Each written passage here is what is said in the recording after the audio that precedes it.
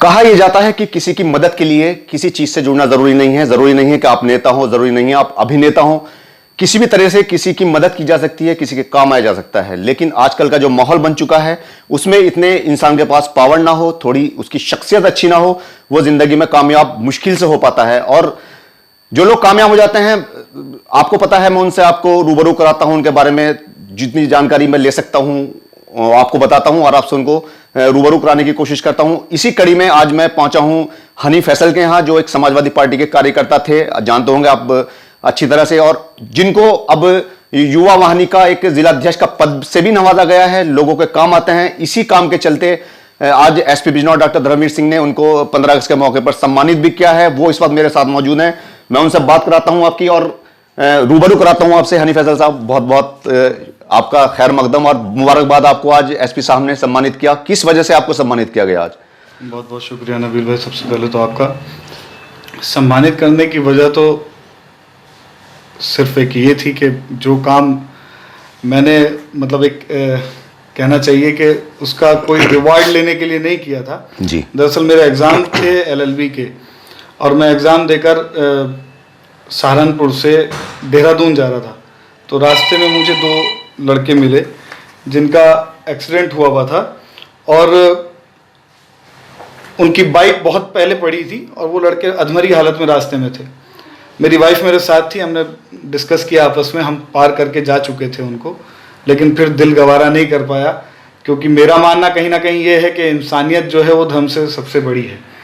और सारे धर्मों ने यही बात बताई है कि इंसानियत जो है वो धर्मों से ऊपर है। और हमारी इस्लामिक हिस्ट्री में और शरीयत में भी ये है कि आप इंसानियत के फ़र्ज़ को सबसे पहले रखिए। अब वो 2 लोग पड़े हुए थे, हमने 112 पे कॉल करी, वहाँ जो जितना भी हमसे हो सकता था आधा पौन घंटा हमने वहाँ लगाया और उनको सीएससी में पहुँचाने का काम। कहाँ पे ये हादसा हुआ, देखा आपने? ये सहारनपुर देहरादून हाईवे पे था। अच्छा अच्छा।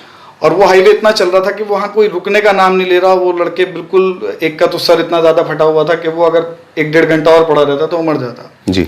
उसी को देखते हुए मेरे पास अचानक से एक कॉल आई कि आपने एक काम ऐसे ऐसे किया था। मैंने हाँ, वो तो मतलब निस्तारण हो गया था, उसका मदद हो गई थी पूरी। कहने लगे नहीं, उसके लिए हम आपको लखनऊ से फ़ोन आया कि उसके लिए हम आपको सम्मानित करना चाहते हैं।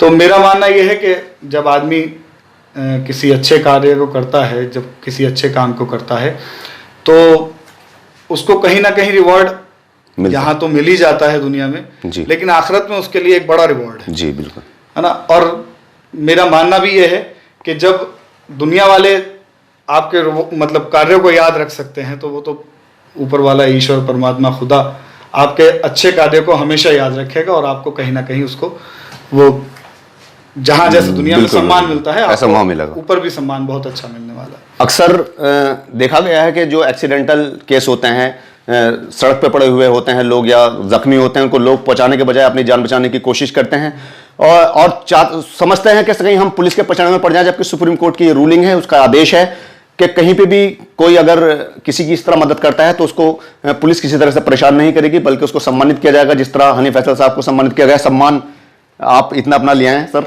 मैं 2-4 बातें और लोगों से कर लूँ तो इसी तरह से आप अगर किसी को मुसीबत में देखें तो उसके ज़रूर काम आए, बिना ये सोचे कि भाई हमें पुलिस के पछड़े में क्यों पड़े, क्योंकि इंसानियत का यही तकाजा है, इंसानियत यही कहती है, और ये इनको सम्मान मिला है। देखिए आज बहुत बड़े गर्व की बात होती है, और ये बिजनौर पुलिस ने तो, एसपी साहब ने तो बाद में दिया है, उससे पहले ये मतलब लखनऊ से इनके पास फ़ोन आया, जिला प्रशासन के पास आया होगा, जाहिर सी बात है कि इनको सम्मानित किया जाए भाई, क्योंकि सहारनपुर का केस बताना है, सहारनपुर देहरादून हाईवे था वो, दे सकते हैं। प्रशस्ति पत्र है जो अशोक कुमार सिंह अपर पुलिस महानिदेशक यूपी 112 लखनऊ के द्वारा जारी किया गया है, और ये 112 एक डायल दी गई है, 112 पुलिस के भाई ये कितना अच्छा काम करती है, वाकई अच्छा काम कर रही है। बिजनौर पुलिस भी खासतौर से बहुत अच्छा बधाई के पात्र हैं। हनी फैसल साहब को आप जानते हैं कि किस तरह से समाज सेवा से भी जुड़े हुए हैं, तो सर अभी आपको पीछे युवा वाहिनी का जिलाध्यक्ष बनाया गया है, तो इसमें किस तरह से आप काम करेंगे और क्या जिम्मेदारी आपको सौंपी गई है? समाजवादी लोहिया वाहिनी का जिलाध्यक्ष बनाकर बिजनौर में भेजा गया है, और इसमें मैं कोशिश करूंगा जितना हो सकता है ज़्यादा से ज़्यादा युवाओं को समाजवादी पार्टी की विचारधाराओं से जोड़ने का काम करूं, युवाओं के काम आने का काम करूं, उनके मुद्दों को उठाने की। उनके बेरोज़गारी का मुद्दा आज के टाइम पे चरम सीमा पर बिल्कुल पीक पर है। बेरोज़गारी के मुद्दे हैं, नौजवानों के शिक्षा का मुद्दा है, बहुत सारे युवाओं के साथ इस टाइम पे मुद्दे जुड़े हुए हैं।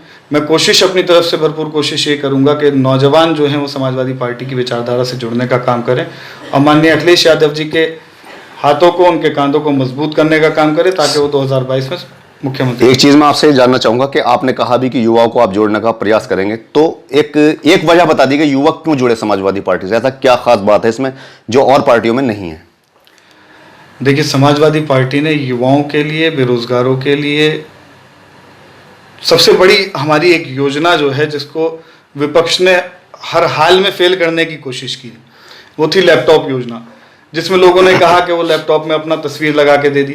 तो आप तस्वीर को मत देखिए, आप देखिए कि हमने दिया क्या है।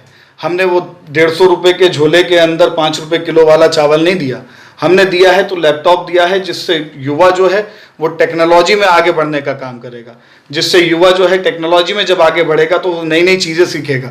आज का टाइम इंटरनेट की दुनिया बढ़ती चली जा रही है जी। इंटरनेट के माध्यम से नई नई चीज़ें अभी आप देख सकते हैं। मुंबई में एक लड़के ने इंटरनेट के द्वारा ही उसने एक हेलीकॉप्टर बनाया। वो बदकिस्मती ये रही, दुर्भाग्यपूर्ण, उसके साथ कोई, यही चीज़ जो मैं कहना चाह रहा हूँ कि युवाओं को प्रेरित करने के लिए स्रोत तो हैं, उनको सपोर्ट करने के लिए कोई नहीं। माननीय अखिलेश यादव जी ने हमेशा युवाओं को सपोर्ट भी किया है, उनको आगे भी बढ़ाया और प्रेरित तो करते चले आए। अभी आपने लैपटॉप की बात की है कि इंटरनेट से लोग जुड़े, स्टूडेंट जुड़े, इस लाइन से जुड़े टेक्निकल। तो यहाँ मैं आपको बता दूं, जिस वक्त समाजवादी पार्टी की सरकार थी और लैपटॉप वितरण का कार्यक्रम हुआ था, उस वक्त लोगों की बहुत सारी शिकायतें ये थी कि हमारे तो गांव में लाइट नहीं आती, क्योंकि समाजवादी पार्टी के दौर में, हो सकता है आपको बुरा लगे, समाजवादी पार्टी के दौर में लाइट कहाँ थी, कई कई घंटे, आधा आधा दिन। अब बीजेपी के टाइम में तो कम से कम लाइट आ रही है। तो इसमें आप क्या कहेंगे? क्योंकि लोगों के लिए वो सिर्फ खिलौना रह गए थे, लोगों ने बेचे वो 5-6 हजार रुपए के, 10-10 हजार रुपए के। भाई, ये बहुत अच्छा सवाल आपने पूछा, इसके जरिए से लोगों को पता भी चल जाएगा। दरअसल जब समाजवादी पार्टी की सरकार आई तो उससे पहले समाजवादी की पार्टी सरकार यूपी में सरकार नहीं थी। वाकई लाइट का बहुत बुरा हाल था। 12-12 घंटे लाइट आती थी, 12 घंटे नहीं आती थी, एक हफ्ता आती थी, कहीं कहीं एक हफ्ता नहीं आती थी। लेकिन मध्य सरकार में, यानी जब सरकार का मिड टर्म आया, तब तक लाइट की सुविधा इतनी भरपूर कर दी गई कि आज उसका फायदा भाजपा सरकार उठा रही है। आप देख सकते हैं आपके बिजनौर जनपद के अंदर 2 नए बिजली घर बनाए गए सुएड़ी में, तो ये समाजवादी सरकार की देन है। नए नए बिजली घरों का निर्माण हुआ। आज ट्रांसफार्मर फूकने की शिकायत है, आप बखूबी जानते हैं। पहले रोड गांव वाले सड़कें जाम कर दिया करते थे, आज की तारीख में क्यों नहीं है? या समाजवादी मिड टर्म के बाद क्यों नहीं है? अखिलेश यादव जी ने जितना बड़ा काम विद्युत विभाग के लिए किया है, उतना बड़ा काम अभी तक कोई सरकार नहीं कर पाई और ना आने वाली सरकार करेगी। अच्छा, अगर बात करें समाजवादी पार्टी के नेताओं की, जो बिजनौर के नेता हैं, आपस में झगड़े रहते हैं, जो जिम्मेदार हैं वो आपस में झगड़ रहे हैं, इस पे क्या कहेंगे? क्या आपको लगता है कि इसके चलते 2022 का चुनाव आप जीत पाएंगे? देखिए, जहाँ मोहब्बत होती है वहाँ नोक-झोंक भी होती है। फॉर्मेलिटीज़ तो हम गैरों से कर सकते हैं, अपनों से क्या होता है कि अपनों से हम उससे झगड़ते भी हैं, लड़ते भी हैं, लेकिन रहते वहीं हैं। आपने ये नहीं देखा होगा कि लड़ झगड़ के अलग पार्टी में चला गया या वो बिरादरी से बाहर हो गया, हमारे समाजवादी कुंडबे से बाहर हो गया। वो रहेगा वहीं, क्योंकि उससे मोहब्बत है और आपस में जब हम सबको एक दूसरे से मोहब्बत है तो ये हमारा आपसी अंदरूनी मामला है। नहीं, आपके यहाँ के एक नेता ऐसे भी हैं जो अभी आपके कुंबे से अलग होकर दूसरी पार्टी में जाने की कोशिश में है, उनके बारे में क्या कहेंगे? तो वो नेता नहीं है, समाजवादी पार्टी ने नेता बनाए हैं। दलाल किस्म के तो फिर वो अभिनेता हैं क्या?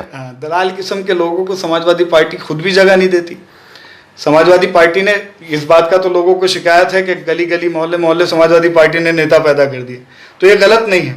जिस कौम की क़यादत नहीं हो रही थी, उस कौम के अंदर आज खुद मुख्तारी पैदा हो गई। इससे बड़ी बात और क्या चाहिए? जो जिम्मेदार होते हैं सरकारों के, वो जो नेता बनाए जाते हैं, वो इसी आधार पर बनाए जाते हैं जिस आधार पर हनी फैसल साहब ने बड़ी चालाकी और बेबाकी के साथ सारे सवालों के जवाब दिए हैं मेरे। हालांकि बहुत चुपते हुए सवाल थे, लोग जो इन सवालों से जुड़े हुए हैं उनको काफ़ी चुभेंगे सवाल ये, लेकिन जो आला कमान होती है वो ऐसे ही किसी का सिलेक्शन नहीं करते, बहुत सोच समझकर सिलेक्शन किया जाता है। तो आपको आज मैंने हनी फैसल साहब से मुलाकात करवाई, उनके बारे में उन्होंने बताया अपनी पार्टी के बारे में, अपने बारे में। कोशिश जारी रहेगी आगे भी कि ऐसे ऐसे युवाओं से आपको मिलवा सकूं।